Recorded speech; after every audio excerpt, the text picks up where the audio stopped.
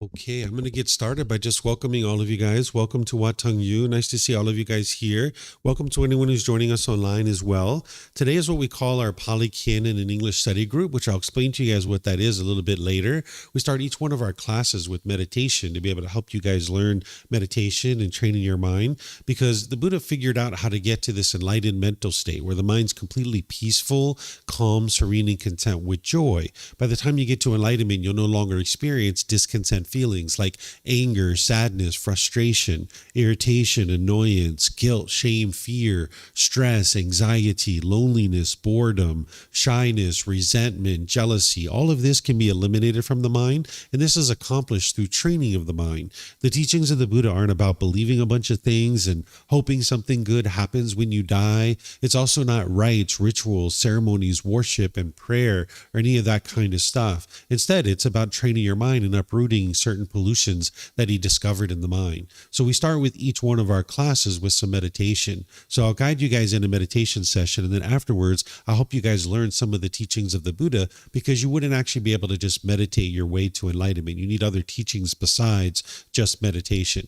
So if you'd like to join in the meditation, the way that I start this is with some chanting to ease us into the meditation. And if you'd like to join along in these chants, they're over on the cabinet over there. There's a laminated sheet that you can get for yourself, and you'll be able to follow along with the chanting and be able to chant along, because it helps to ease the mind into meditation and get more benefit out of the meditation itself. During the lifetime of the Buddha, they used chanting as a way to commit the teachings to memory. Every 2 weeks, his students would come together and they would recite his teachings orally. This was a way that they were able to commit them to their memory. So chanting during the lifetime of the Buddha was a learning tool, or a learning device, where today some people think it's prayer or worship or things like that, but the Buddha never taught any of those kinds of things. So if you'd like to chant along during the chanting portion of our meditation, you'll actually get more benefit in easing the mind into meditation to get more benefit out of the meditation itself, because we don't need to chant in order to remember the teachings. We have books, audiobooks, videos, podcasts, things like this to be able to help us study the teachings,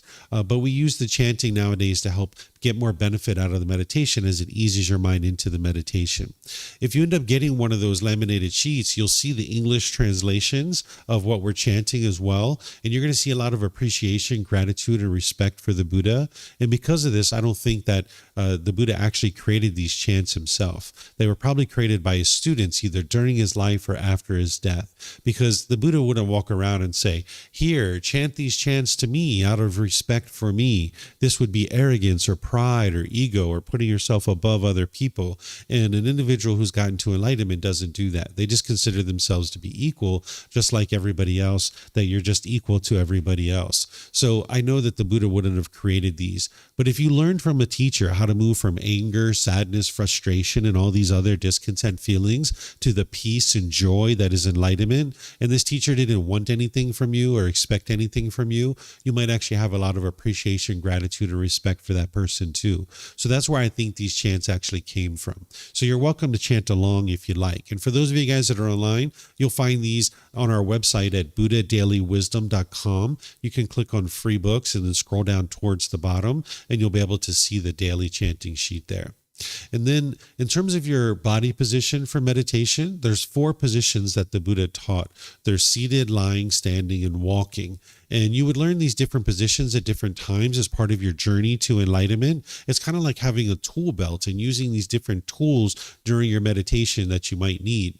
So oftentimes students are learning in the seated position. So I'll give you guys some guidance on the seated position if you'd like. That way it'll kind of help guide you in developing a position that's even more comfortable than you're maybe already sitting in. You can really sit however you like. People sit on the floor. Some people sit in a chair, on a bench, or a sofa, or in a wheelchair. There's not just one fixed way to sit. So what I'm going to share with you are things for you to consider, things for you to think about that you might decide to use. And you can use anything that I'm sharing with you, but you could also come up with anything that works best for you too. You're interested in the body being comfortable, not luxurious, but not painful either. So you like the body to be comfortable. So if there's something that I share with you that can help you, feel free to use it, but you can really use anything that you like just to get the body to be comfortable, because you're training the mind. You're not training the body. in this practice. So if you're on the floor, you might have some cushions under your rear. This will kind of help soften your seat, make it more comfortable for you. And then if you're going to bring your legs together in the cross leg position, you might just decide to do that lightly. Whereas if they're real tight, this can impede the circulation and could cause pain in the lower body. Some people like to put their legs off the mat. This gets your hips up in the air and it lessens the angle at the hips, the knees, and the ankles, allowing the circulation to flow. The Buddha put his right hand over his left with his thumbs together, and he put this into his lap. So if this is comfortable for you, you could use this. But again, it's not about everyone doing it exactly the same way. There's other options here as well. Some people like to put their palms on their thighs or their knees. Some people might put their palms up, or some people just rest their hands comfortably in their lap. So you can put your hands and arms wherever you like. And if you're sitting in a chair, on a bench, or a sofa, or a wheelchair, it's the same kind of thing. You can sit however you're comfortable. Some people like to put their feet on the floor or lightly cross at the ankles, but you can see me sitting here in a chair with my legs crossed, so this is an option as well. And then you can put your hands and arms wherever you like. You like the upper body to be erect with the sternum up and the shoulders back, because this is going to help keep the mind attentive and alert during the meditation. This is a dedicated, active, purposeful training session where you're eliminating certain unwholesome qualities from the mind and you're cultivating certain wholesome qualities in the mind. So you'd like the mind to be attentive and alert during the meditation. Whereas if you were slouched like this, the mind would have a tendency to be dull or lethargic. But if you were real rigid with your upper body, the mind could be overactive or uptight. So you'd like the upper body to be erect with the shoulders back and the sternum up. This will help keep the mind attentive and alert so you can actively train the mind during meditation. It also helps you to breathe in through the nose and out through the nose. So I'm going to be doing this chanting on the way into meditation. Then I'm going to be giving you guys some guidance. But then there's going to be a period of time where it's just quiet and we're all meditating together. During that period of time of guidance, it's kind of like I'm teaching you and instructing you how to meditate while we're actually meditating together. During this period of time of quietness, I'm sure you're going to hear occasional sounds because you're not going to be able to be in an environment where it's permanently quiet. It's actually the mind itself that causes it to be annoyed or frustrated or agitated, because the mind craves permanence in the unenlightened state while you live in an impermanent world. So if you're in meditation, understanding that the world is impermanent and it's not possible to be in a world where you're experiencing permanent silence during your meditation, then you can be at ease when you hear that bird chirping or the dog barking or the car going past. Maybe someone here coughs or sneezes. Your mind can be just completely comfortable and at ease when you're hearing these things occur. So there's going to be that period of time of quietness, but I'm sure you're going to hear occasional sounds. And you can just rest at ease whenever you hear these sounds. And then we're going to come out of the meditation with some more chanting, and that's where I'll start today's class. So if you'd like to join along, you're more than welcome to. I'm going to do the chanting to get us started, and then when I'm finished, I'll come back in with the guidance. Arahang Samma Sambuddho Mahakawa Wat Tung Mahakawanang Apiwateyami Sawakato Mahakawata Tammo Dhammang Namasami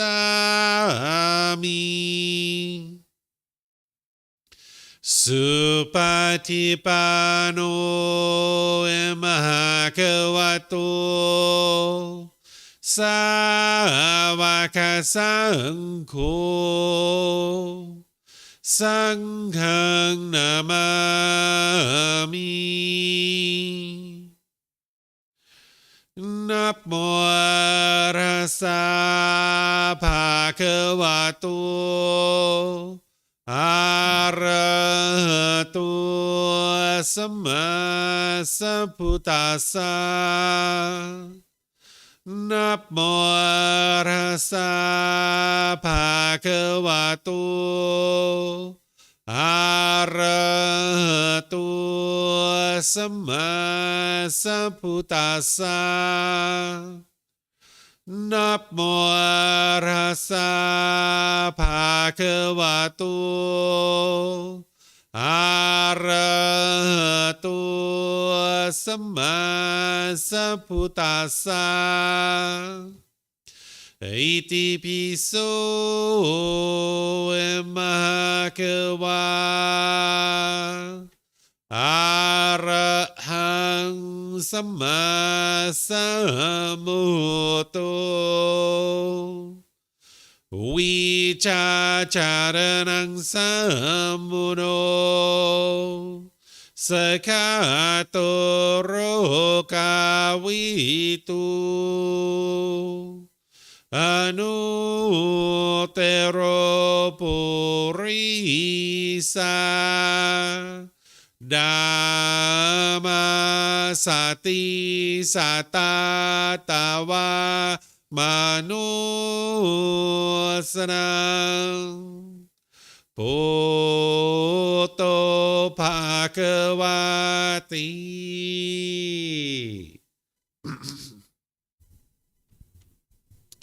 Okay, with the lower body and hands and arms comfortable, and the upper body erect, just close the eyes and start breathing in through the nose and out through the nose. Here you're just looking to establish the breath, a nice, natural, steady, consistent breath. Not forced or controlled, just a gradual inhale through the nose, experiencing the full breath. And then whenever you're ready, exhale out through the nose. Breathing in and out.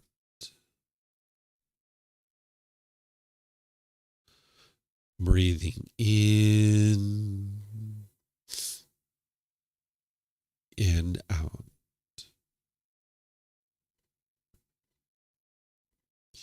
Your breath may not match up with the guidance that I'm providing, and that's okay. This is your practice.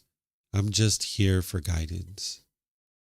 You can use this voice as a reminder that whenever you get to the next inhale, breathing gradually through the nose, developing a nice, natural, steady, consistent breath. And then whenever you're ready, exhale out through the nose, experiencing the full breath. Breathing in and out. Breathing in and out.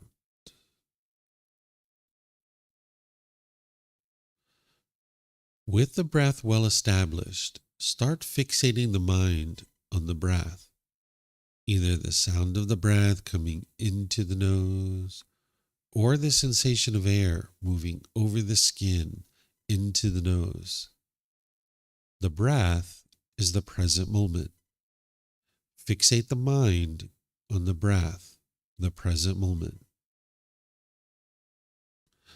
Breathing in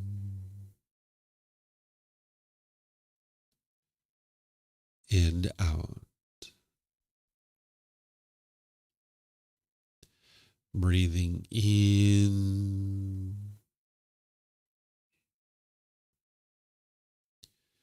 and out.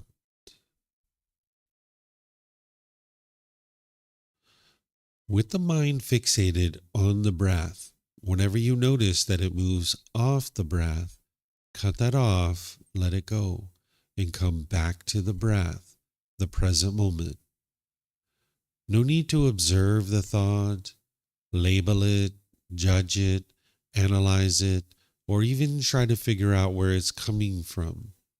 Whenever you notice that the mind is moved off the breath, cut that off, let it go, and come back to the breath, the present moment. Breathing in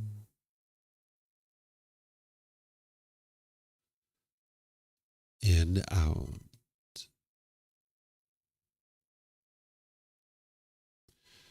Breathing in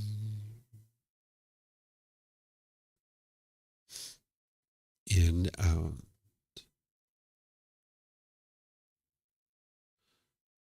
I'm going to be quiet now and let you do this work of focusing on the breath, cutting off and letting go anytime the mind moves off the breath. You have nowhere to go. There's nothing to do.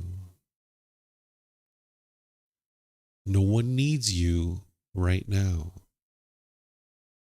This is your time to focus on the breath.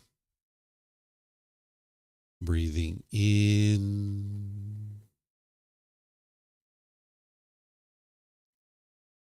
and out.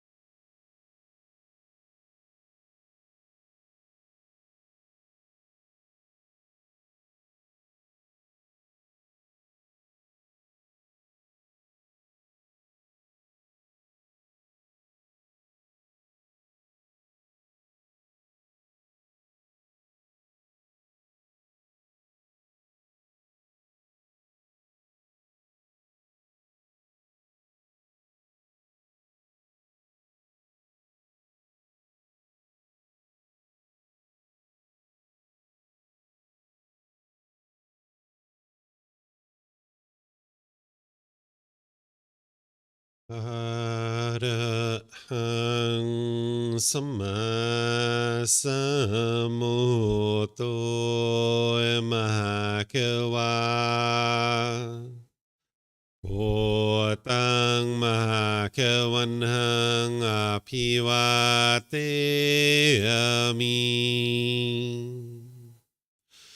Sawakato Mahakawata Dhammo Dhammang Namasami Supatipano Mahakavato Savaka Sangho Sanghang Namami Namo Arhasa Bhagavato Arahato Samma Sambuddhassa Namo Arhasa Bhagavato Arahato Samma Sambuddhassa Namo Arhasa Bhagavato Arahato Samma Sambuddhassa Iti piso Mahakawa Arahang Samma Sambuddho Vicacaranang Sammuno Sakato Rokavitu Anutero Purisa Dhamma Sati Satatawa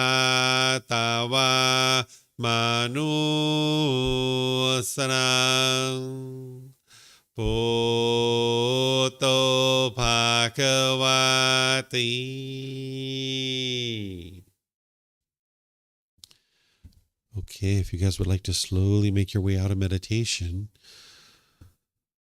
Once again, welcome to all of you guys. Nice to see everyone here this morning. Welcome to everyone who's joining online as well. As I was sharing, the teachings of the Buddha are to guide you to this enlightened mental state where the mind can be completely peaceful, calm, serene, and content with joy. By the time you get to enlightenment, you no longer experience any discontent feelings. You will have eliminated the causes and conditions that are producing things like anger, sadness, frustration, irritation, annoyance, guilt, shame, fear, stress, anxiety, loneliness, boredom, shyness, resentment, jealousy. All of this can be eliminated from the mind through training of the mind. Oftentimes people think that it's someone else who is causing them to be angry, or you might think that it's your mom and dad who are frustrating you, or your brothers and sisters that are irritating you, or maybe your boss is annoying you. This isn't actually true. It's your own mind that's causing these feelings. This is why you can actually eliminate them. The Buddha figured out how to do this 2,500 years ago. There are certain pollutions that he discovered in the mind, and he figured out how to train his mind to uproot those pollutions out of the mind. And once he did, he experienced the peace and joy that is enlightenment. The mind's completely peaceful, calm, serene, and content with joy. The mind no longer experiences all those discontent feelings. The mind will be focused. You'll have concentration, clarity, and deep memory. You'll notice that your personal and professional relationships are really blossoming. Oftentimes, you might have struggles and difficulties in your relationships where there's bitterness and harshness and hostility. And oftentimes people blame this on other people, but it's actually coming from your own mind. This is the reason why you can eliminate it, because it's actually being caused by your own mind. By the time you get to enlightenment, all your relationships are harmonious. By the time you get to enlightenment, you're not even experiencing in a bad mood any longer. It's physically impossible for you to experience that as you actually make your way to enlightenment. So getting to enlightenment is through gradual training, gradual practice, and gradual progress. Oftentimes people have heard the myth that the Buddha sat under a tree, he meditated and instantly got to enlightenment. This isn't actually true. This isn't the way it works. It's gradual training, gradual practice, and gradual progress. It's nothing mystical or magical. The Buddha shared exactly how to be able to get to this enlightened mental state. But because so many people don't actually study with his original teachings, people find it very challenging to be able to understand how to make their way to enlightenment. But here, what we do in this particular temple, in this classroom, and through all the programs that I share, is we base what I share on the original words of the Buddha, the original teachings that he actually shared to be able to help you to get to enlightenment. There's some basic things that you need to be able to understand as you get on the path to enlightenment. And then as you understand those things in our foundational programs, you move your way into a program like this, which is called the Pali Canon and English Study Group.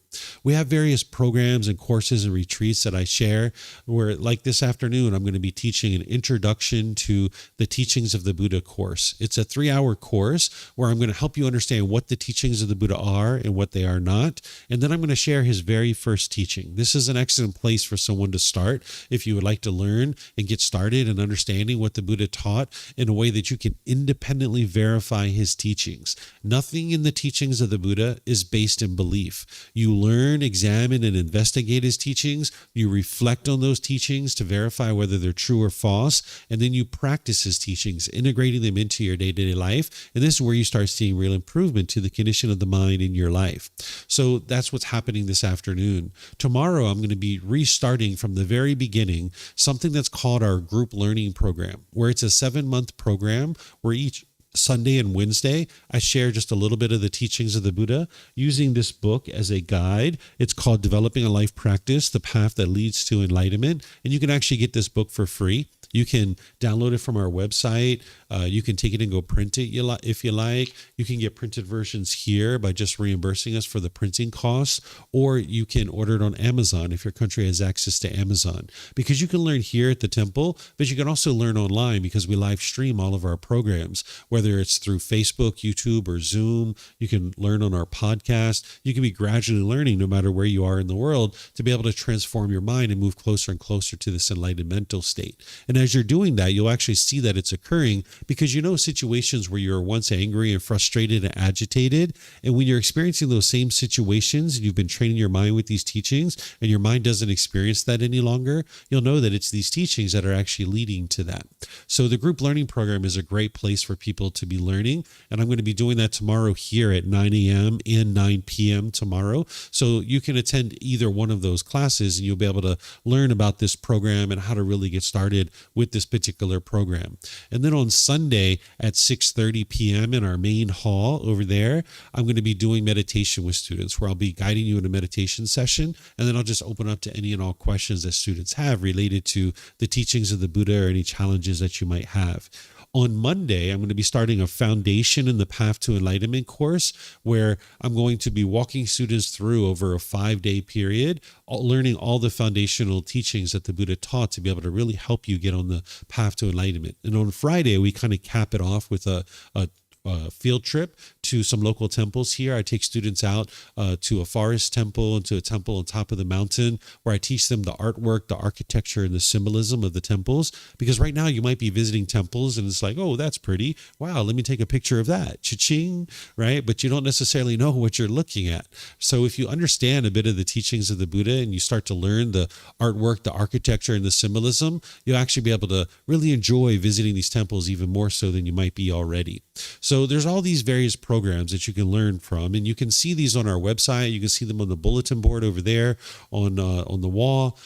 This particular program on Saturdays, what we do is I help you guys learn the teachings of the Buddha through his own words. This is a program that students oftentimes will move into after they've studied in our foundational programs. So you kind of build a foundation or a framework, and this program kind of helps to fill that in. And today's actually the very last day of this program, and next Saturday we're going to be restarting it from the very beginning because while all the foundational programs use this foundational text of developing a life practice, the path that leads to enlightenment, in the Pali Canon and English Study Group, what we do is we go chapter by chapter in the rest of the books. This book series of volumes 2 through 13, we go all the way through this in a year and a half. It takes us to go through all 13 books.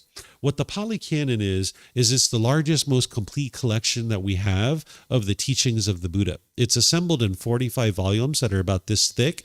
And what this book series does is it extracts that and helps you to be able to approach it in a consolidated way. And it's organized by topic area. So volumes 2 through 13 of the original words of the Buddha are studied here in the Pali Canon and English study group, where all the other programs I do in a more traditional method of teaching, where I teach for like 15, 20, 30 minutes, and then I open up for questions, and I teach for another 15, 20, 30 minutes and open up for questions. The way that we do this is more like a study group, where what I do is invite students here at the temple and anybody who's joining through Zoom to be able to volunteer to read one of these chapters which are the original words of the Buddha. And you can see this one here. This is a page and kind of maybe 2 pages here, where it's the original words of the Buddha of what he actually taught during his lifetime. So after somebody reads the chapter, I'll then share some teachings on that to be able to help you understand how to integrate that into your life, because some of his teachings are oftentimes connected to other teachings, and it will help you to be able to understand what he actually taught on these various topics. And then after I share some teachings, I'll open up to any and all questions that you guys have related to that particular chapter. So if you're here at the temple and you would like to volunteer to read a chapter, we have microphones here in the white bowl. If you could just get a microphone, bring it back to your seat, you press the gray button, you're going to see the lights come on. And if you hold this up to your chin, we'll be able to hear you here at the temple, and they'll be able to hear you online as well. If you speak here without a microphone, they won't be able to hear you online.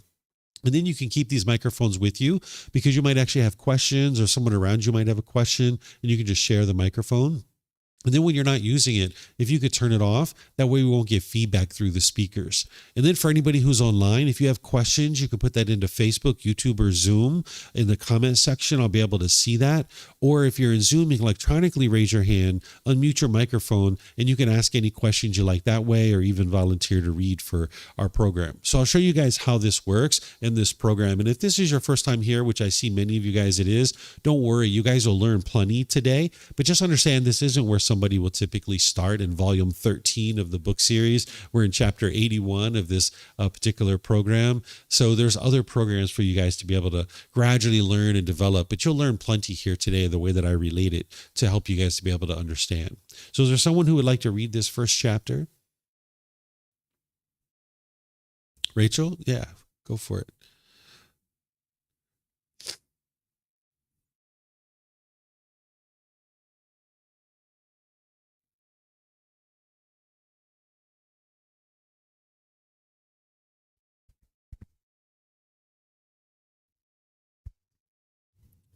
Developing and cultivating a mind of loving kindness and practicing the way to the aesthetic. In that case, monk, you should train yourself thus. My mind will be firm and well settled internally. Arisen, evil, unwholesome states will not obsess my mind. Thus should you train yourself. When, monk, your mind is firm and well settled internally, and arisen evil, unwholesome states do not obsess your mind, then you should train yourself thus. I will develop and cultivate the liberation of the mind by loving kindness. Make it a vehicle and basis. Carry it out, consolidate it, and properly undertake it. Thus should you train yourself. When, monk, this concentration has been developed and well developed by you in this way, then you should train yourself thus. I will develop and cultivate the liberation of the mind by compassion, the liberation of the mind by sympathetic joy, the liberation of the mind by equanimity. Make it a vehicle and basis, carry it out, consolidate it, and properly undertake it. Thus should you train yourself. He sees himself purified of all these evil, unwholesome states. He sees himself liberated from them. When he sees this, joyful is born in him. When he is joyful, joy is born in him. In one who is joyous, the body becomes tranquil. One whose body is tranquil feels pleasure. In one who feels pleasure, the mind becomes concentrated. He resides filling one quarter with a mind filled with loving kindness. Likewise the second, likewise the third, likewise the fourth. So above, below, around, and everywhere, and to all as to himself, he resides filling the all-encompassing world with a mind filled with loving kindness. abundant, distinguished, immeasurable, without hostility and without ill will. He resides filling one quarter with a mind filled with compassion, with a mind filled with sympathetic joy, with a mind filled with equanimity, abundant, distinguished, immeasurable, without hostility and without ill will. Suppose there were a pond with clear, agreeable, cool water, transparent with smooth banks, delightful. If a man, scorched and exhausted by hot weather, weary, parched, and thirsty, came from the east or from the west or from the north or from the south or from where you will, having come upon the pond, he would quench his thirst and his hot weather fever.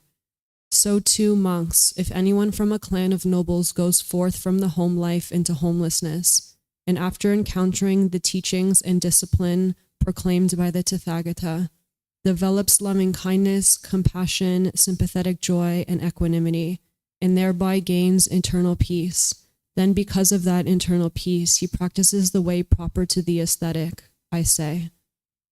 Just as if a mighty trumpeter were with little difficulty to make a proclamation to the four quarters, so by this cultivation and development, student, by this liberation of mind through loving kindness, through compassion, through sympathetic joy, through equanimity, he leaves nothing untouched, nothing unaffected in the sensuous sphere. Monks, when the liberation of mind by loving kindness has been pursued, developed, and cultivated, made a vehicle and basis, carried out, consolidated, and properly undertaken, 11 benefits are to be predicted. What 11? One sleeps well, one awakens with joy, one does not have bad dreams, one is pleasing to human beings, one is pleasing to spirits, heavenly beings protect one, fire, poison, and weapons do not injure one, one's mind quickly becomes concentrated, one's facial complexion is serene, one dies unconfused, and if one does not penetrate further, one fares on to the Brahma world. When, monks, the liberation of mind by loving kindness has been repeatedly pursued, developed, and cultivated, made a vehicle and basis, carried out, consolidated, and properly undertaken, these 11 benefits are to be predicted. Okay, thank you, ma'am. So what the Buddha is talking about here is something that is referred to as the Brahma Viharas, or the way that I refer to them is the four healthy mental states. This is loving kindness, compassion, sympathetic joy, and equanimity. These are four healthy mental states that you cultivate as part of your journey to enlightenment. There's other healthy mental states, there's other things that you're doing on the path to enlightenment as well, but these are four healthy mental states that you need to cultivate as you're making your way to enlightenment, because it eliminates certain symptoms that are in the mind. One of the things that people kind of describe the Buddha as is almost like a doctor, where there's a certain symptom in the mind and then he provides a prescription or an antidote to be able to help you solve that. And you can see this through the learning of the four healthy mental states of loving kindness, the compassion, sympathetic joy, and equanimity. What loving kindness is a genuine interest in seeing all beings be well, active goodwill towards all beings without judgment. This is the exact opposite of anger, hatred, and ill will, and all the lesser versions like frustration, agitation, and annoyance. Right now, there's probably certain people in your life that you like, and there's probably certain people that you dislike. That dislike is actually coming from your own mind. Oftentimes people think that it's other people who are causing you to dislike them. But in reality, you have certain expectations in your mind. There's certain things you want from other people. The mind craves permanence in the unenlightened state. It wants everybody to be a certain way. And if people do things your way, you like them. And then if people don't do things your way, then your mind will dislike them. This is something that you can eradicate from the mind because you can understand that the world around you is impermanent. It's constantly changing. There's never going to be a time when everybody does things exactly the same way. Not everybody is going to do things your way. So if you can only love people who do things your way, there's only one person in the world who does things your way all the time. Do you know who this person is that does things your way all the time? Yourself, right? So if you can only love people who do things your way and you dislike people who don't do things your way, there's only one person you can love, and that's yourself. And you might actually have trouble doing that from time to time, is actually loving yourself. So these expectations, these wants, this longing, yearning, craving for things to be a certain way, it's standing in your way of having harmonious relationships with people around you, because the mind will have certain things that it wants and it expects, and it can only be happy if it's getting what it wants. And then if it doesn't get what it wants, it has anger and frustration and all these other discontent feelings. You need to be able to see this truth for yourself, because people oftentimes walk around believing that it's other people who are causing you to be angry or frustrated or agitated or annoyed. There's a teaching that I'm going to share this afternoon called the Four Noble Truths, which is going to be able to help students have a breakthrough, to be able to understand what is actually causing your discontent feelings. Because in order to really truly get on the path to enlightenment, you need to be able to see that it's your own mind that's causing these discontent feelings, because that's what the path to enlightenment is helping you to be able to do, is to eliminate those. But you wouldn't actually be able to eliminate it if you didn't know what was causing it. And because of the lack of wisdom that the unenlightened mind has, it typically believes that it's other people who are causing you to be angry or frustrated or even dislike other people. So loving kindness is something that you can cultivate through your meditation. There's a different meditation than what we did this morning that is going to help the mind to cultivate loving kindness. It's kind of like filling it up with a gas tank and filling it up to go out into the world to then practice being loving and kind through your intentions, your speech, and your actions. Right now, you might find that to be challenging and difficult, to be loving and kind in every single situation. Again, if people are doing things your way, and you might find it very easy to be loving and kind with those people. But when things don't happen your way, or people don't do things your way, you might find it very difficult to have love and kindness and being polite, kind, friendly, and respectful to those people. So it's loving kindness that is going to help you to transform your mind away from the anger, hatred, and ill will, and all the lesser versions like frustration, agitation, annoyance, even the slightest dislike towards others. Because by the time you get to enlightenment, you can live harmoniously with all beings. You can be loving and kind with everybody. Then the next one is called compassion. Compassion is the concern for the misfortune of others. This is a mental quality that helps you eliminate indifference, but it also helps you eliminate anxiety and worry too. Because if you're not practicing compassion, which is the concern for the misfortune of others, your mind will tend to be on either side of this.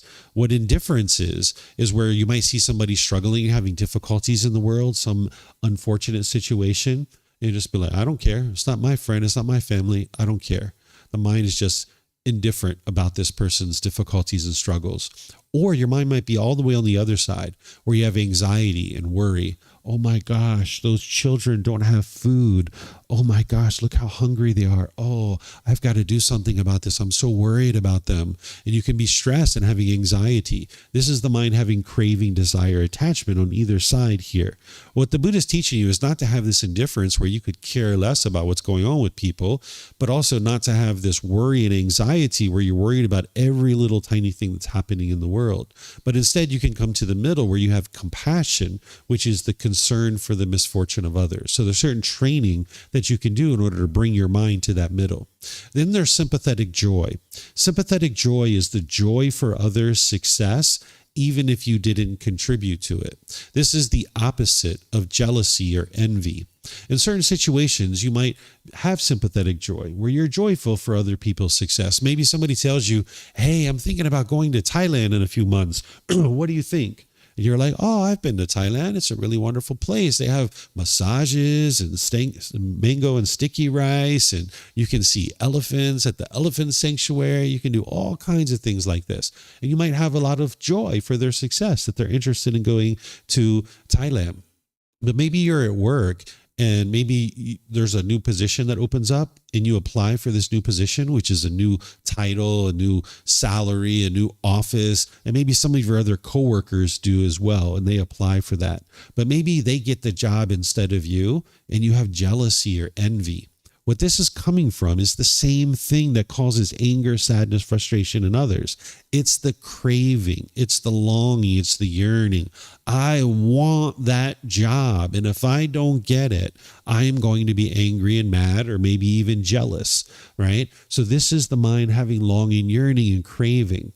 So this sympathetic joy is where you can practice the joy for others' success, even if you didn't contribute to their success. So that person who got the job instead of you, it would be wise for you to practice sympathetic joy, where you have joy for their success. That maybe you didn't get the job, but your mind can be okay with that. You can be comfortable and content. And now the next time another job opens up, you apply for another job. But if you can only be happy when you get what you want, then you can't be permanently happy. This is the reason why you haven't been able to experience permanent happiness, because the mind is having craving, desire, attachment, wanting things to be a certain way. And you can only be happy when things are that way. So essentially the mind's like, if the weather is this, if my mom and dad do this, if my boss does this, if I have this much money in my bank account, if I have this kind of car and this kind of house, then I'll be happy, right? So there's this conditional happiness, and those conditions can't be met permanently all the time. So you're actually shrinking your ability to be happy. Because if you're happy when your bank account balance is up here, when it goes down here, you'll be sad or frustrated. Or if you're happy when it's sunny outside, when it rains or some other weather event, you'll be sad or frustrated. And all these things around you are impermanent. So if you base your inner feelings on something external like this, then it's only a matter of time before you experience sadness, anger, frustration, or in this case, we're talking about jealousy, because the world around you is constantly changing. It's impermanent. But the unenlightened mind craves permanence. So this sympathetic joy is to be able to help you to understand how to apply the effort to arise this sympathetic joy, where you have this joy for others' success, even if you didn't contribute to it. So you need to watch over your mind with mindfulness, that wherever you see jealousy or envy rising up, you can now bring in with right effort the sympathetic joy. Then there's something called equanimity. Equanimity is calmness and composure, especially in difficult situations. This is what's going to help you to be able to access your wisdom. Because in order to be able to get to enlightenment and have helpful and wholesome experiences in your day-to-day life, you're going to need to practice what's called discernment or wise decision making.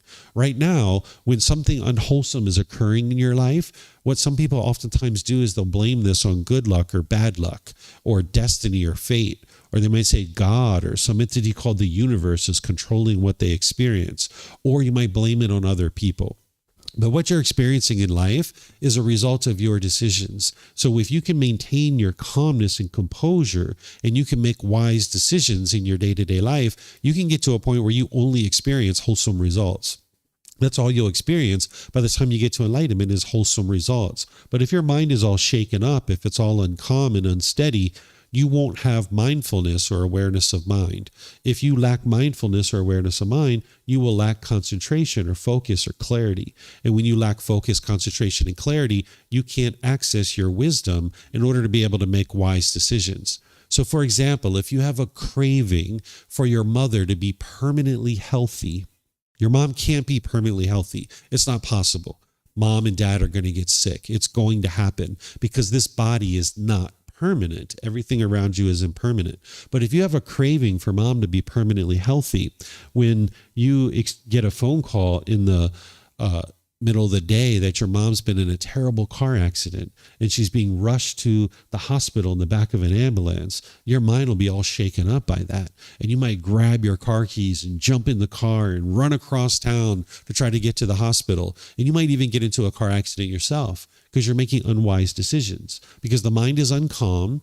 You don't have mindfulness, you don't have concentration, and now you can't access your wisdom and make wise decisions.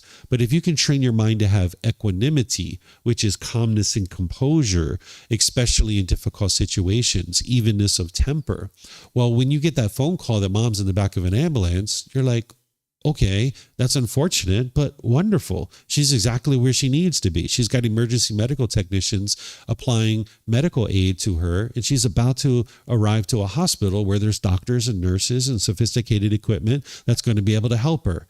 Excellent. Let me make my way to the hospital so that when I show up, I can talk to the nurses and the doctors and find out what's going on. And now I can make some wise decisions to help mom. But if you show up to the hospital with your mind all frazzled, you're not going to be able to listen to what the doctors and nurses have to say and start helping mom through making wise decisions. So the Buddha teaches you to maintain your calmness and composure, evenness of temper, especially in difficult situations. And this is what's going to help you to be able to get to wisdom, where you can make wise decisions decisions in every single situation. So the Buddha is helping you to be able to see here, to train the mind in these 4 healthy mental states, oftentimes referred to as the Brahma Viharas. You'll hear this referred to in this way because of the history of where these 4 healthy mental states come from. So he's talking here, he's saying, your mind is firm and well settled internally, and arisen evil, unwholesome states do not obsess your mind. Then you should train yourself thus. I will develop and cultivate the liberation of mind by loving kindness, make it a vehicle and basis, carry it out, consolidate it, and properly undertake it. He doesn't explain it here necessarily, but he does in other teachings where he explains how loving kindness eradicates anger, hatred, and ill will. That's why he's explaining to you here to arise this loving kindness in the mind, because as long as you have anger, hatred, and ill will in your mind, you're going to make unwise decisions, and it's going to produce unwholesome results.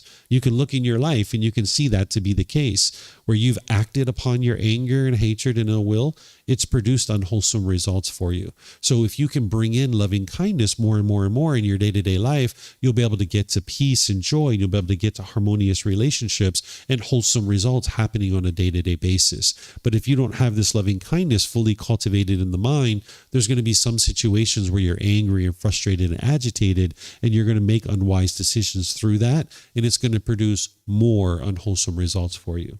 And then he's going through these others here as well. He's talking about this concentration and the compassion, sympathetic joy, equanimity, all the things that I just discussed with you, but he's explaining it in a more thorough detail using all these different teachings. And then he's talking about by getting rid of these evil, unwholesome mental states, that the mind becomes liberated. What he means by this is that it becomes free. That's what it means to be able to get to enlightenment, where the mind's free. When your mind is bound up and you're having anger and frustration, your mind's not free, because all someone has to do is walk by and give you kind of a strange look and you'll get angry. Or someone could be disrespectful or impolite to you and you'll get frustrated or agitated. Your mind's not free. Right? Because not everyone in the world is going to be polite, kind, friendly, and respectful. But that's what the mind craves. That's what it's longing, yearning for. It wants everyone to be polite, kind, friendly, and respectful. And yeah, it would be great if that was the case. But that's not the world that we live in. We live in an impermanent world where some people are going to be polite, kind, friendly, and respectful, and other people are not.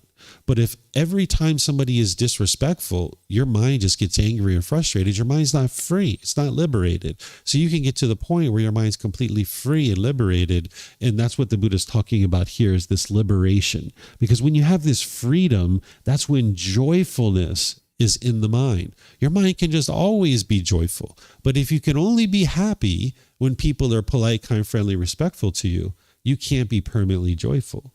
Your mind's not free, right? But if you understand this is impermanence and you don't have a craving and a longing and a yearning for other people to be a certain way, you can actually be completely peaceful and joyful in all situations. You still might not choose to associate with this person that's being disrespectful, but nonetheless, your mind can maintain its peace and its joy. So that's why he's talking about this joyfulness is arising in the mind.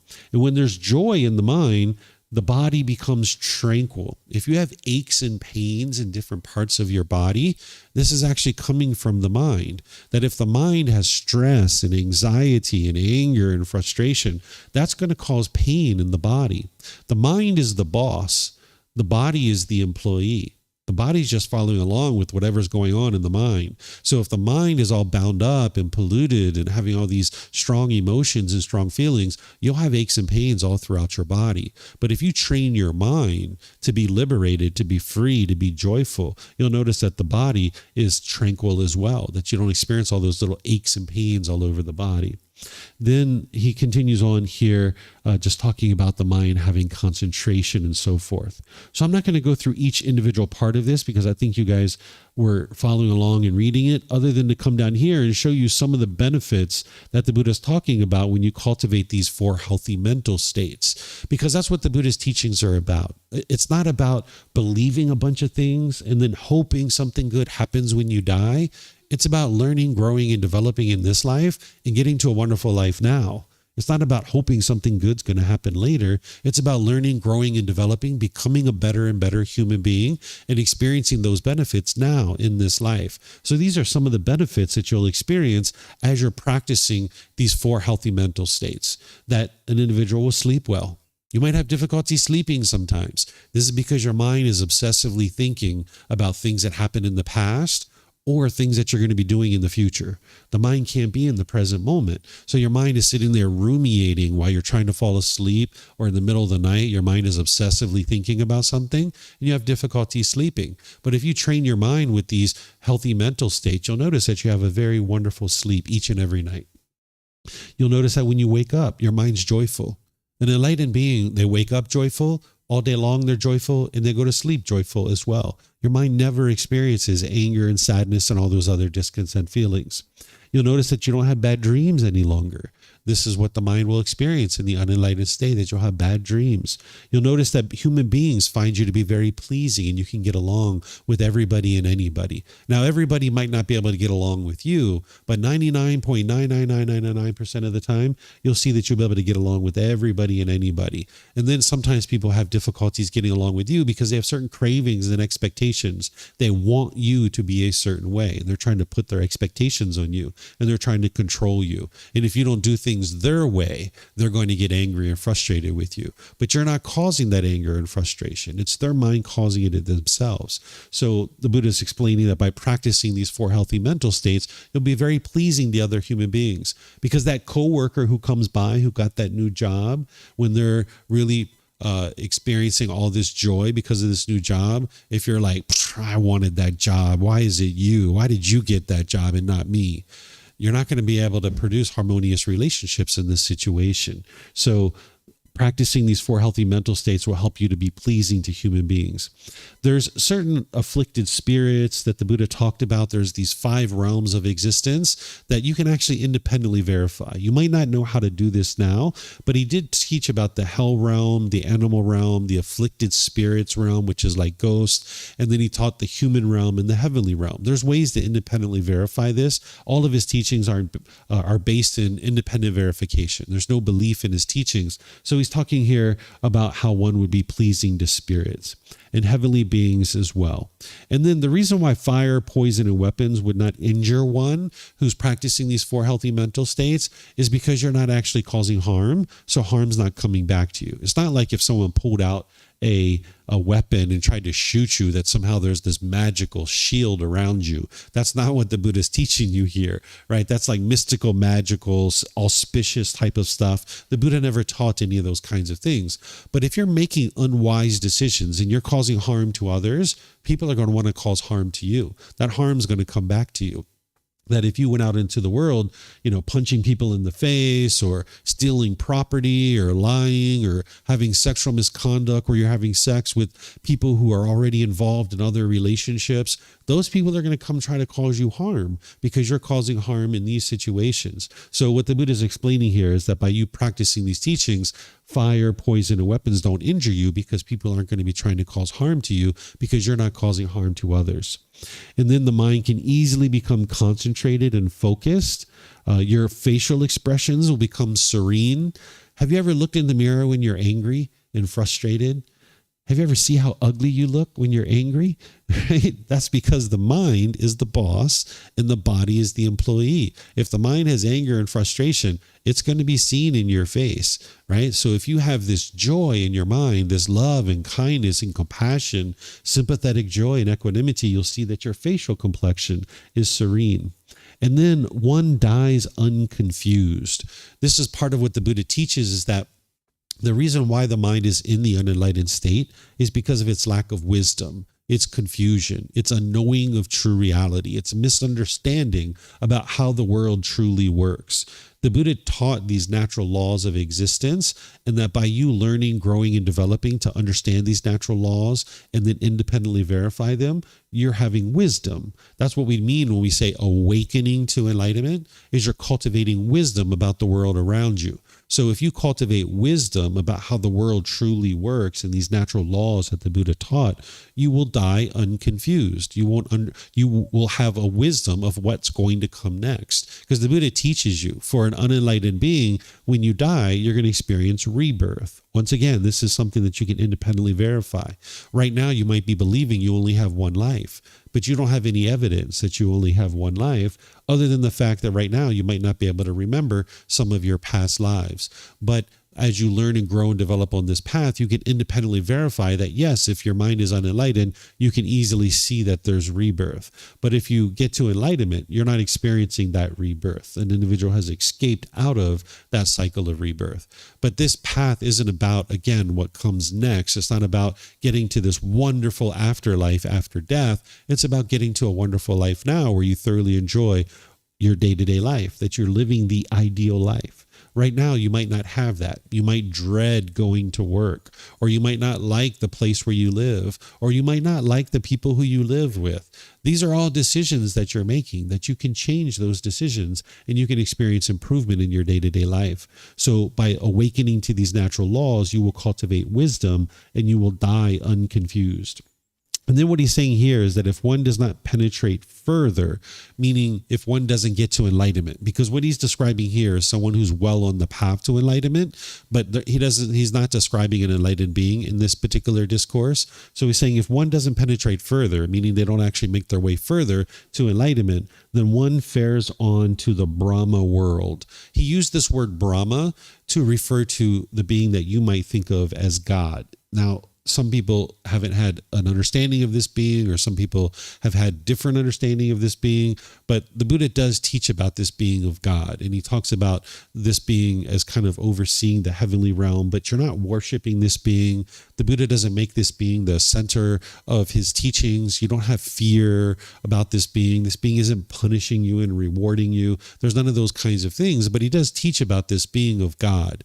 But he doesn't put this being in the center of his teachings, because it's not God that determines whether you get to enlightenment. It's your decisions that determine whether you get to enlightenment. So he's put you at the center of his teachings. But if somebody falls short of enlightenment for some reason, there's the potential that they could be reborn in the heavenly world. But the heavenly realm is not a permanent existence. That's not the ultimate goal of the teachings of the Buddha. Beings in the heavenly realm, they still need to get to enlightenment. They're still in the cycle of rebirth. So that's not the ideal existence. That's not what the Buddha is guiding you towards. But being in the heavenly realm, you do have an opportunity to get to enlightenment, but oftentimes those beings are complacent and they don't make their way to enlightenment. So those beings are oftentimes reborn into the human world or other realms because of that complacency. In this human realm, you tend to have built-in motivation because you experience painful feelings and feelings that are neither painful nor pleasant, and you're interested in getting rid of those. And that can be kind of internal motivation to be able to make your way to enlightenment. Where beings in the heavenly realm, they don't experience the painful feelings and the feelings that are neither painful nor pleasant. They only experience pleasant feelings. So they tend to be complacent and they don't tend to do the work to be able to make their way to enlightenment. So if somebody's making their way to enlightenment and they happen to fall short of that, there's the potential to be reborn in the heavenly world, but your work's not done yet. You still need to actually train your mind to be able to get to enlightenment, because that existence in the heavenly realm is not permanent. We can see in the world around us that the world is full of impermanence. It's part of the natural laws. And you can understand that the heavenly realm is not permanent. Even though you might have been taught that it is, you can see and independently verify the truth for yourself to be able to know that it's not. And then you can see that it's important to be able to grow and develop into a better and better human being, cultivating wisdom. And this is what's going to help you improve your day-to-day life and the condition of your mind as well. So do you guys have questions on this discourse? Anything you'd like to ask, either here at the temple or online? If you guys could use the microphones. And then online, if you guys could put those into Facebook, YouTube, or Zoom in the comment section. Or in Zoom, you can raise your hand and ask any questions that you like.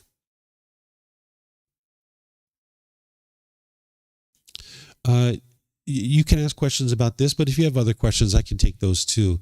But if you could get a microphone, that way the people online will be able to hear you. Yeah.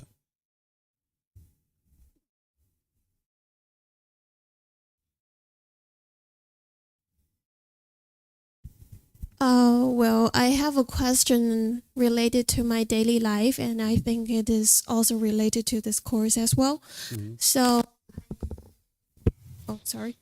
It's just impermanent. I, It'll cut out once in a while. yeah. So it's kind of a long story. I am a little leader of my company, and in last year, 2025, in March 8th, I fired a colleague because she doesn't work very well during her work time, and she even harassed some of our other colleagues. So I fired her.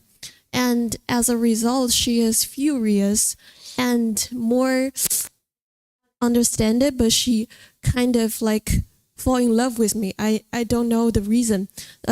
Maybe not the true love, but she has kept sending me gifts and some notes, and even get pictures from my social media like Moments, WeChat, something like that, and print it out and send the gifts and small cards to me every festival or some days like Valentine days, something like that.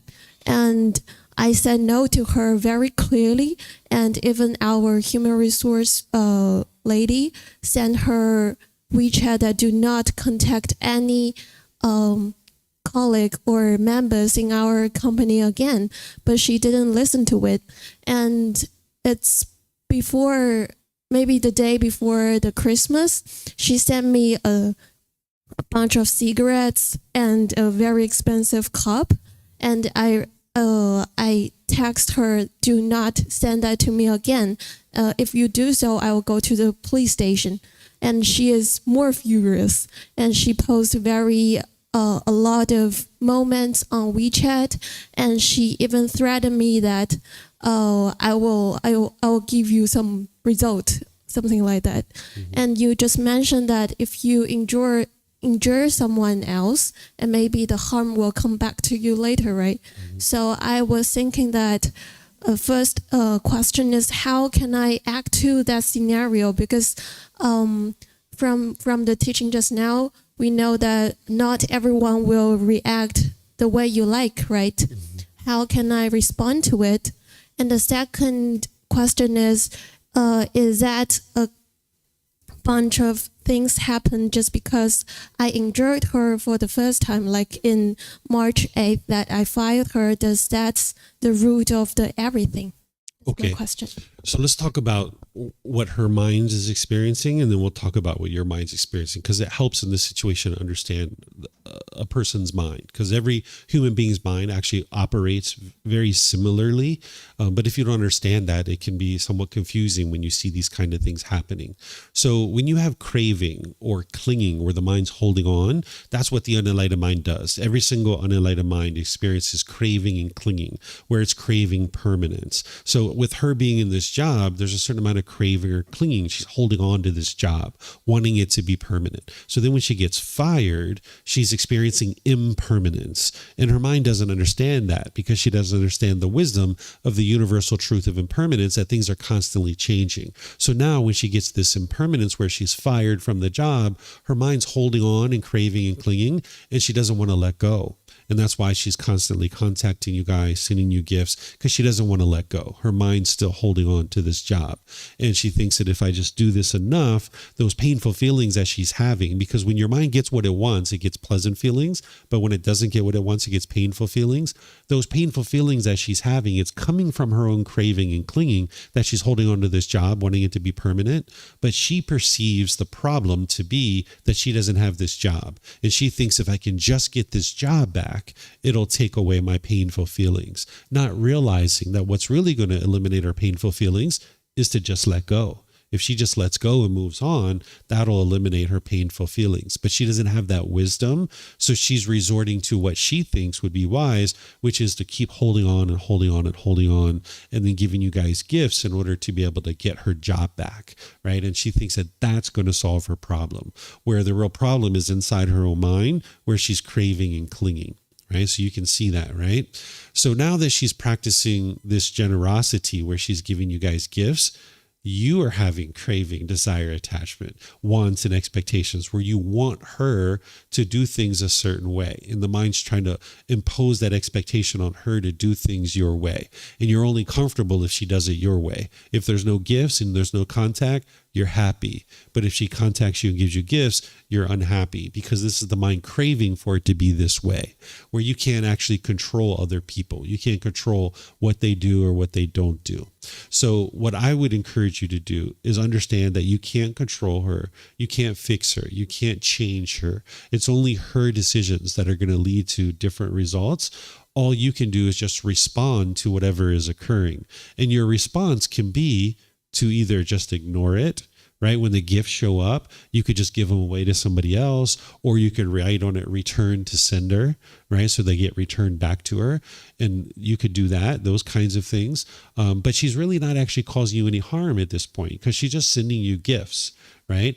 And this is her mind thinking that, if I send gifts, I'll just get my job back and that'll fix everything. So you could either dispose of the gifts, give them away to other people, write return to sender, and just ignore it, because ultimately this craving that she has, it will extinguish. But as long as you guys keep contacting her, you're like feeding the craving and you're giving her what she wants, which is contact from you guys. But if you go an extended period of time where you just don't contact her, it could be weeks or months or maybe even years. Some people's minds hold on, but eventually her craving will extinguish, where her mind will let go and she's going to stop sending you gifts. It's just not going to be when you want it to be done, because your mind wants it to stop right now, but her mind hasn't let go yet. So you're going to need to just understand she's not causing you any harm by sending you gifts, and just give them away, or write return to sender or whatever it is, and just ignore it. Don't contact her anymore, because you're just feeding her desire to be contacted by you, and her mind's not able to let go.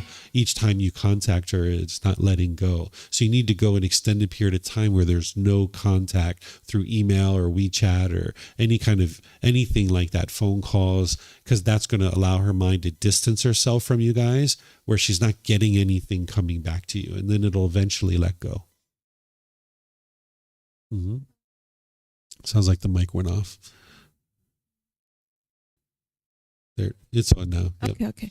So does enlightenment means that has no negative emotions, or you just know how to deal with things occurs to you?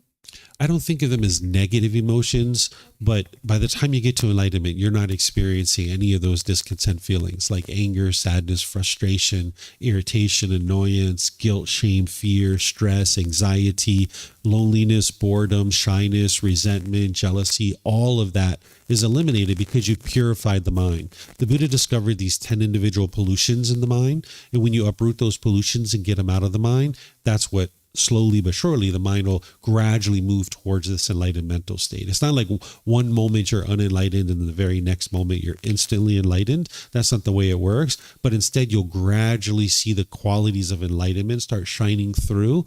It's kind of like if there's the sun and there's the clouds in front of the sun, and you peel those clouds away, the rays of the sun are shining through. The sun was always there. It's just that you couldn't experience it because the clouds were in the way. So sometimes we say attaining enlightenment, or one of the ways you might think about it is the mind is already enlightened, and you just got to get the pollutions out of the way so that you can experience those qualities. So those qualities will kind of come in more and more profoundly the more and more you get rid of the pollutions out of the mind. And by the time you get to enlightenment, you would know how to handle all of these situations, and your mind would be unaffected by it. And you wouldn't be experiencing those discontent feelings either. Yeah, you're welcome. Yes, sir.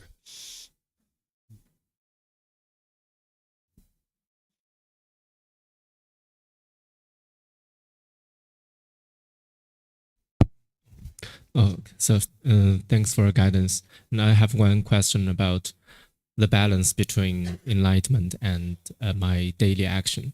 So let's use my mother in the hospital scenario again. So if my mother is not in the hospital, she sounds like the batteries in that might be low.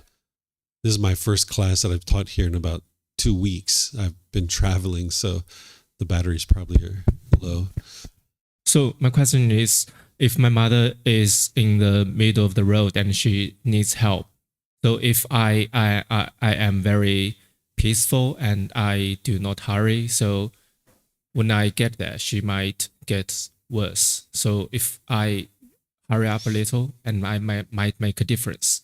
So if I just have those bad emotions, and I keep mindfulness, and I always make very wise decisions. So where does my momentum or my motivation come from? How can I do other things to carry on my life? So that is my question. Where is this balance? Sure. So let's talk about the first part first. You hurrying up and getting to the hospital, whether you get there in 5 minutes or you get there in 15 minutes, isn't going to make a bit of difference to mom, because she's in the hands of emergency medical technicians, doctors, nurses. Those are the people that can help her. You rushing to the hospital and getting there 10 minutes later than you would have normally gotten there if you would have rushed and hurried isn't helping anybody, because rushing across town to get to the hospital, you can very likely get into a car accident yourself, and now you're going to be in the hospital right along with her. So that's not actually helping mom to hurry up and rush to get to the hospital, because there's nothing that you can truly do at the hospital that's going to truly save her life. If her life is going to be saved, it's going to be from the doctors and nurses and the emergency medical technicians. So the mind's going to think that if I hurry up and rush to the hospital, that somehow my being there, my presence, is going to somehow help her. But this isn't actually true. This is part of the mind's confusion or delusion that it might have, because it has this craving to hurry up and get there, where the wisdom of the doctors and nurses and all the sophisticated equipment, that's what's going to actually help mom to get healthy. So that's the first part of this. In terms of helping mom in being motivated to be able to make wise decisions, to be able to help somebody, when you're in the unenlightened state, it's your cravings, desires, attachments that is motivating you to do any particular thing. Oftentimes, that's what people are doing, is they're chasing more money, or they're chasing a bigger house, or they're chasing a new car, or they're chasing a boyfriend or girlfriend or something else like this. And those types of things are going to lead to unwholesome results along the way. That as you're chasing, you'll exhaust yourself. You'll get to the point where you're burnt out. And these cravings, desires, attachments that are motivating you to move in a certain direction, those will burn out too. And when you're not chasing, what the unenlightened mind tends to do is it swings all the way to the other side, where you're feeling dull and lethargic and lazy. And now the mind's unmotivated to do anything. So it's not pure motivation. It's actually almost like being on a drug or a stimulant, that the mind is chasing. And now if it's not doing that, it'll swing all the way to the other side, where there's dullness and lethargic condition. So what the Buddha is teaching you to do is come to the middle, where you can pursue your goals, objectives, or interests through wise decision making. But the mind needs to learn how to do this, because it doesn't know how to do this right off the bat. It doesn't have the wisdom of how to do this. In fact, sometimes people might say they've set a goal, and if they accomplish a goal, they're happy about that. And if they don't accomplish their goal, they're sad or frustrated. That's actually not a goal. That's a craving, desire, attachment masquerading as a goal. That if I get this thing, I'm really happy and excited. And if I don't get it, you're angry or frustrated. That's not a true goal. A true goal is something that you can work towards, and you can be completely content and peaceful whether you attain it or you don't. Because you're not going to attain every single one of your goals. It's not possible, because we live in an impermanent world. Some goals you're going to work towards, and you're going to be able to accomplish those goals. But other goals you're going to work towards, you're not going to be able to accomplish them. So if you can only be happy when your mind's getting what it wants, it's not free, it's not liberated. So where your motivation and encouragement and ambition and enthusiasm comes from when you're practicing the middle way is through your wise decision making, understanding that it's wise to work in this direction of this particular goal, fully realizing that you may or may not actually accomplish it. And now as you're making your way towards that goal, let's just say you're 80% of the way there, you can look at that goal and you're like, I didn't meet this goal. Let me figure out what I can do next. Well, I can extend my timeline and give myself more time to be able to accomplish this goal, or I can add more resources to this and be able to help myself to accomplish this goal. Or, you know what, 80% is just fine. I don't actually need to go any further. I'm completely fine with this 80%. But you can't do that when it's a craving, desire, attachment, because you can only be happy if you get what you want. So you need to be able to learn how to walk this middle way where you're working towards your goals, objectives, or interests, understanding that you're going to make wise decisions to pursue them. You're not over here where you're dull and lethargic, but you're not chasing it either. You're just gradually working towards it. And you may or may not actually achieve that goal, but you can maintain your contentedness and peacefulness either way. And this comes with training. There's more than just what I'm sharing with you here. This is volume 13, chapter 81, where oftentimes students would be wise to start with the very beginning of the teachings of the Buddha, which is called the Eightfold Path and the Four Noble Truths. That's what I'm going to be teaching this afternoon from 1 to 4 p.m. in our Introduction to the Teachings of the Buddha course. You're going to be able to learn the very first teaching of the Buddha. So this pursuing things as a goal, objective, or interest, while you might understand it intellectually, what I'm sharing right now, the mind's going to have a hard time to do it until you actually understand the full training, and you can actually train your mind to be able to accomplish this. Thank you. You're welcome.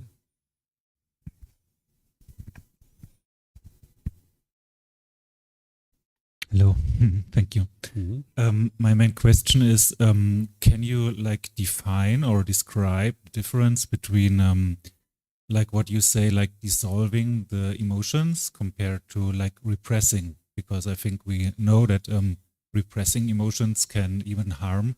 So I'm wondering like where's the right path? to go Sure. there?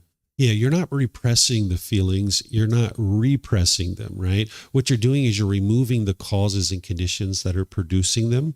There are certain causes and conditions that are in your mind that if these are in your mind, it's going to produce this feeling.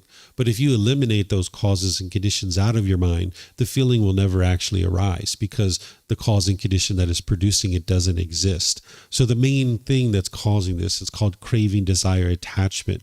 The mind's longing, yearning, it's craving permanence, wanting things to be a certain way. And now if the mind gets what it wants, it experiences happiness or excitement. But that's conditional, because if you get really happy and excited when it's sunny outside, the sun is not permanent. So when it moves to rain, now you're sad and frustrated and irritated. So this is what the mind's doing in the unenlightened state, is it can only be happy when it gets what it wants. So when you eradicate this out of the mind and you get it out of the mind through training, then there's no forming your feelings based on this external situation. So if it's sunny outside, sure, I was already happy before it was sunny outside, and now it's raining, can still be happy, right? Or if your bank account balance is up here, you are already happy before you even looked at your bank account. And then when it goes down here, you just understand all that is change. That's all that's occurred. So you're not repressing your feelings or suppressing them. You're getting to the point where the causes and conditions that are producing them no longer exist in the mind. And now you can just experience joy, peacefulness,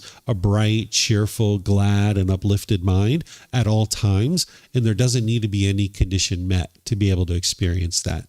An enlightened being, they wake up happy and joyful, but it's not the conditional happiness that you're used to now. Whereas if you get a certain email or a certain text message or a phone call, or your boss tells you they're going to give you a raise, you might get really happy about that.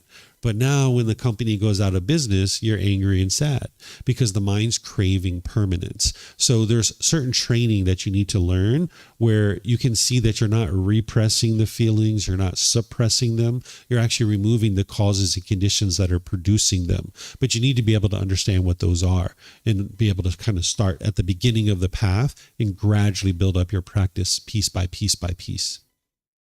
Mm-hmm. So you mean also like you don't have to work so much like in the past things, like many people go in some, like solving stuff in the past. So it's mainly just being in the present moment and just act. Yeah, being in the present moment is to focus on a single object at a time. It's called singleness of mind. It's not to say that you never think about the past or you never plan for the future, because you're going to need to do those things as part of your journey on the path to enlightenment. You're going to need to look at your past and learn about the things that you did that were unwise, and then be able to cultivate wisdom to be able to make better decisions now.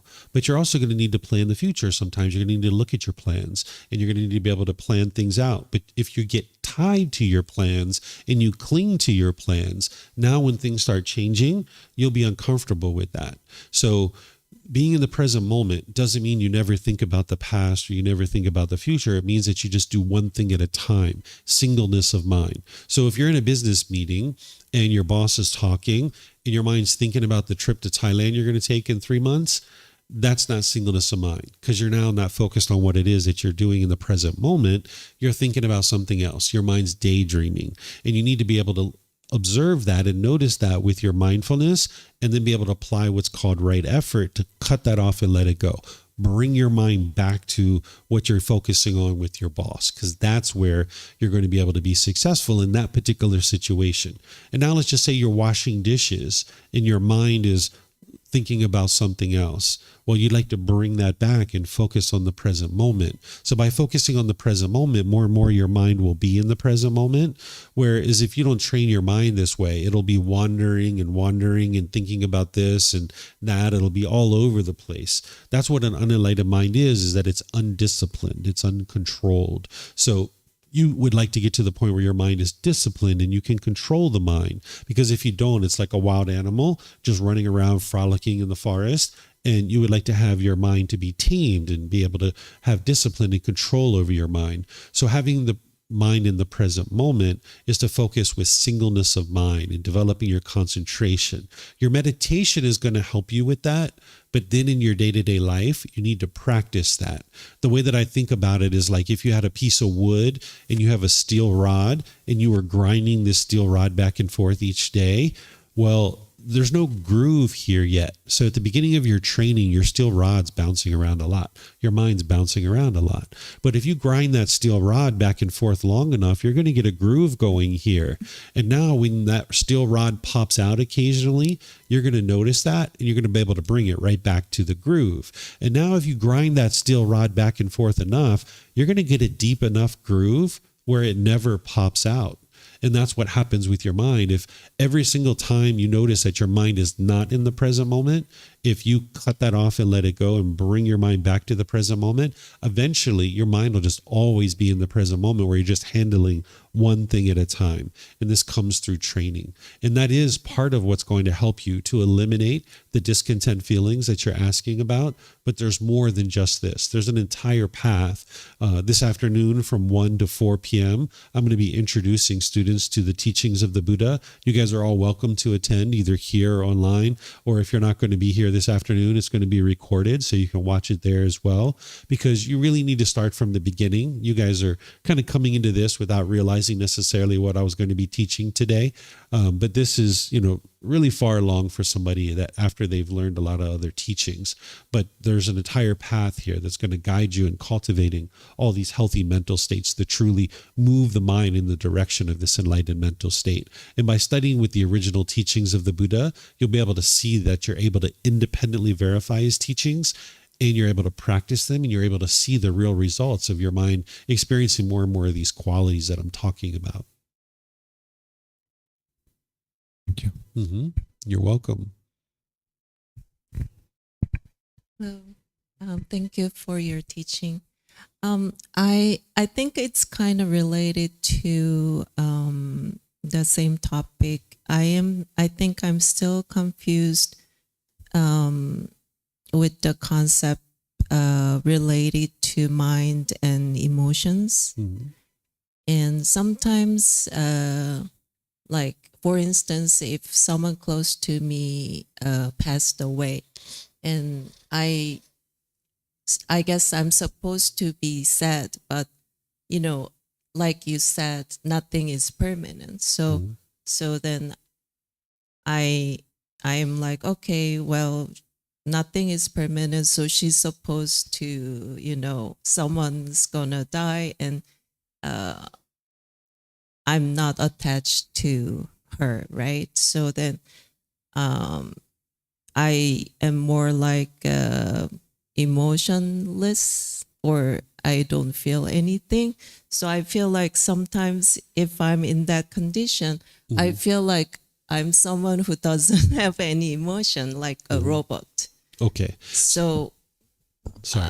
I'm not sure if I'm like going in the right direction or not in Okay. that case. Yeah, so it's very hard for the unenlightened mind to understand what enlightenment is, Yeah. because when it hears me describe this, oftentimes people think that, oh, that sounds like emotionless and that I'm a robot. I've heard that before.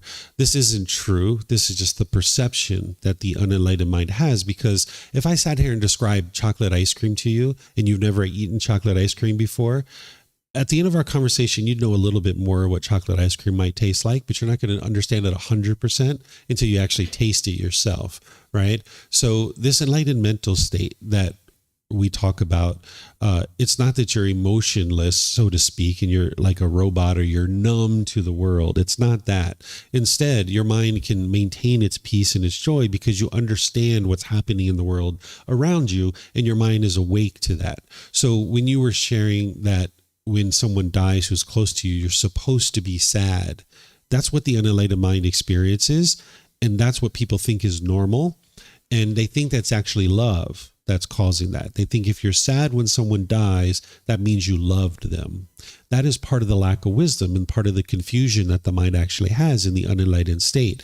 It's not love that's causing the sadness or the grief or the sorrow at the time of death of someone that's close to you.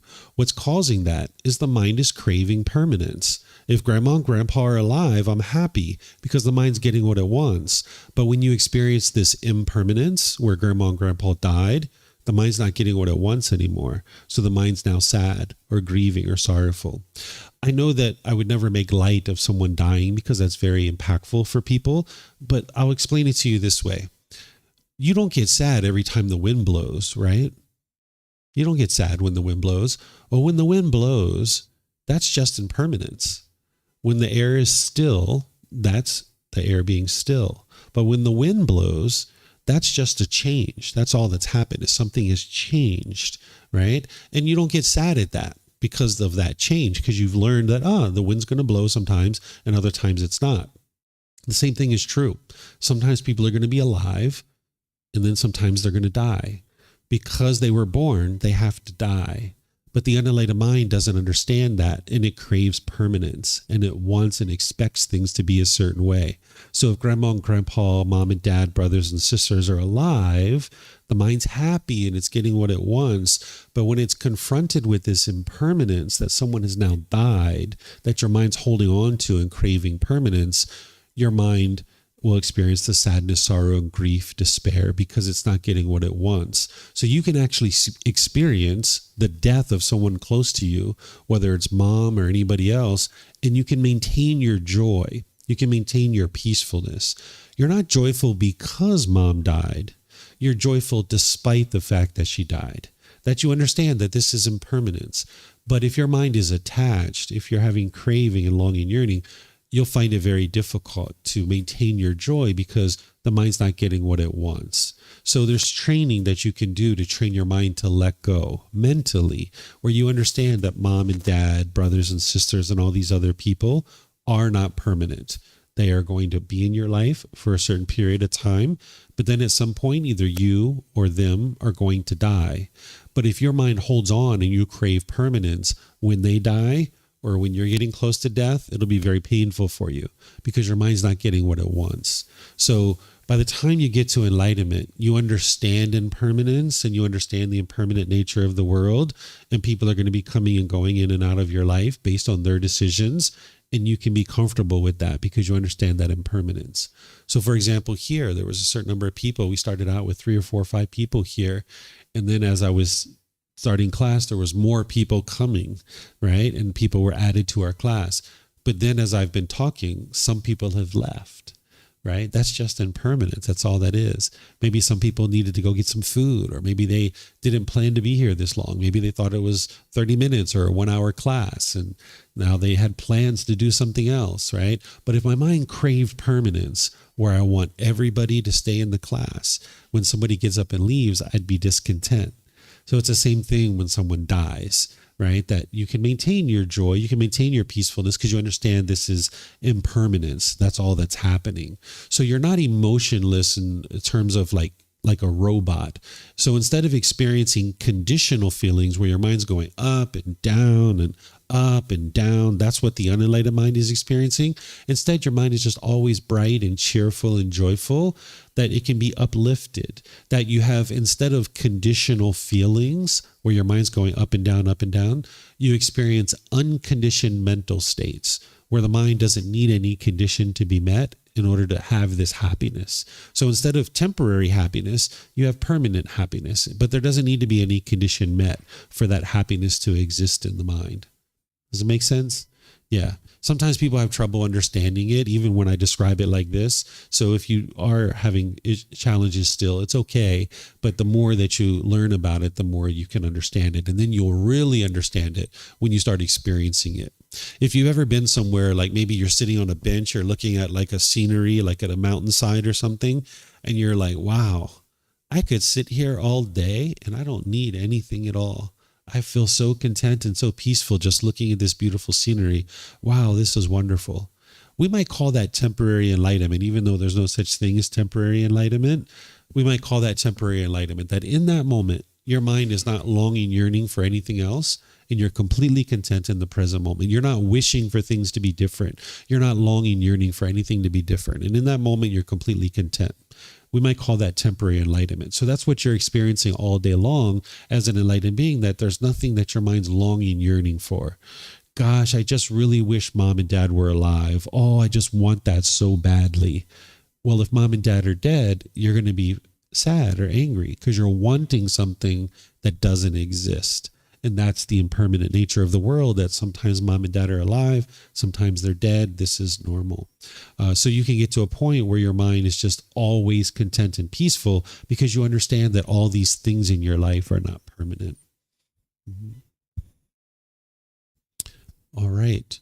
Let me see what time it is. Yeah, it's about 10:45. So normally what I do is I just go forward in this program for as much as you guys would like to talk, as much as you would like to discuss the teachings. And sometimes we cover 2 or 3 or 4 or 5 chapters. In the evenings on Saturday, I teach this at 9 p.m. from my home. I study 10 chapters and make sure that we study all 10 chapters. And those students tend to be people who have been learning with me for a while. So we don't cover a lot of the basics, but in a class like this where you guys are fairly new, I just take it wherever we go, and we've studied 1 chapter, and that's completely fine because you guys had questions and I helped you with those questions.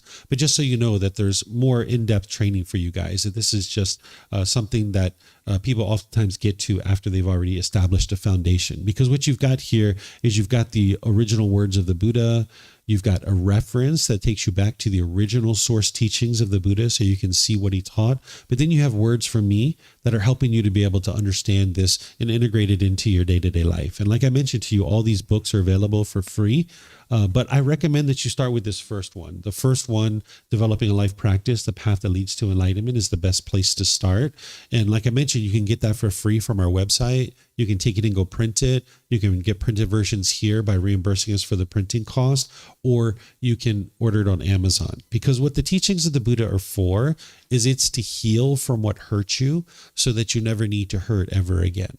That's what his teachings do. But what's hurting you is inside your own mind. It's not the outside world. The mind will firmly believe that it's the outside world that's hurting you. And you'll go around and try to change everybody else and try to get everybody else to do things your way. You'll never get to peace and joy this way. So you need to be able to understand what's truly hurting you so that then you can actually solve it. And that's what I'm going to be teaching from 1 to 4 p.m. this afternoon. You guys are welcome to come and learn in that if you like. You can just be here. We're going to do meditation together. Then I'm going to teach what are the teachings of the Buddha and what they are not. And then I'm going to teach his very first teaching. And this will really help you get started to understand what's truly hurting you is inside your own mind. And I'm going to be teaching this in a more traditional method where I'm going to be walking you through 15, 20, 30 minutes teaching you. And then I'm going to help you to be able to independently verify the teachings of the Buddha. Then I'm going to open up to questions, and then I'm going to teach some more and open up to questions. So if you guys would like to learn and start on the path to enlightenment, you can be here this afternoon. And if you can't be here, it'll be recorded and you can access it from our YouTube channel or our Facebook page or any of these other things. So if there's anything you guys would like to ask, you're more than welcome to come see me after class. I'm going to be around the temple all day helping students.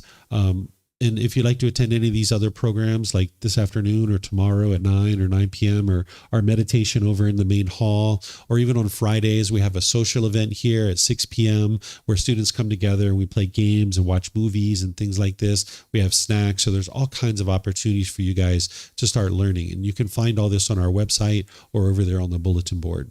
So whatever you guys choose to do today, have a very lovely and wonderful rest of your day. Perhaps I'll see you next time. Sawadee krap. Sawadee krap.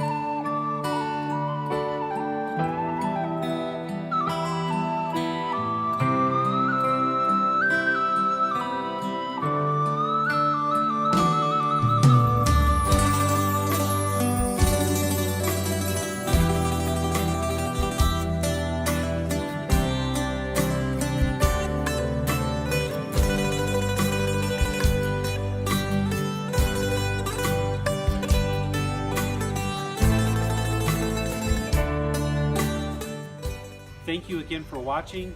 Enjoy your meditation. Look forward to seeing you online and answering any questions that you might have. Thank you so much.